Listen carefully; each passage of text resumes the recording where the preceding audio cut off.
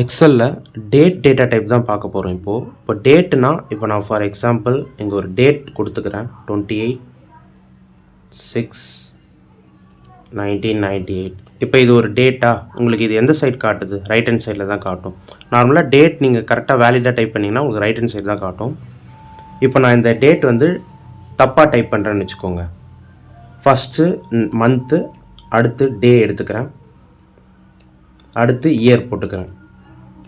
So இப்போ வந்து நான் தப்பாக டைப் பண்ணியிருக்கேன், மந்த்து டே இயர். ஸோ உங்களுக்கு எப்படி காட்டுதுன்னா லெஃப்ட் ஹேண்ட் சைடில் காட்டுது. எப்போவுமே டேட் பொறுத்த வரைக்கும் ரைட் ஹேண்ட் சைடு காட்டினா தான் நமக்கு கரெக்டாக இருக்குன்னு அர்த்தம்.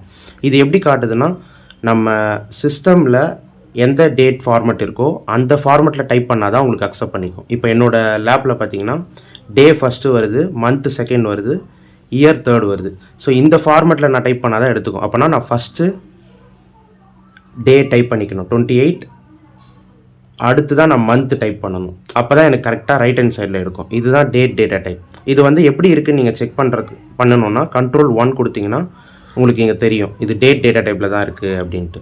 இப்போ இதில் டைப்லேயே நிறைய இருக்குது வேரியேஷன், நீங்கள் எது வேணுமோ யூஸ் பண்ணிக்கலாம். இப்போ எனக்கு மந்த் நேமோட ஜென்ரேட் ஆகணும், இல்லை இயர் ஃபஸ்ட்டு வேணும், அடுத்து மந்த்து டேட் வேணுமோ அதுக்கேற்ற மாதிரி கன்வெர்ட் பண்ணிக்கலாம். கொடுத்துட்டு நீங்கள் ஜஸ்ட் ஓகே கொடுத்தீங்கன்னா இப்போ சேஞ்ச் ஆயிடுச்சு. இப்போ இயர் மந்த்து டே. இப்போ நீங்கள் டைப் பண்ணும்போது கரெக்டாக உங்கள் லேப்பில் பிசியில் எந்த ஃபார்மெட் இருக்கோ அப்படி தான் டைப் பண்ணணும். அதுக்கடுத்து நீங்கள் கஸ்டமில் போய்ட்டு மாற்றிக்கலாம் Ctrl+1 கொடுத்து. இதில் போய்ட்டு நீங்கள் சேஞ்ச் பண்ணிக்கலாம். அப்போ உங்களுக்கு ஆட்டோமேட்டிக்காக சேஞ்ச் ஆகிடும். இதுதான் டேட் டேட்டா டைப்.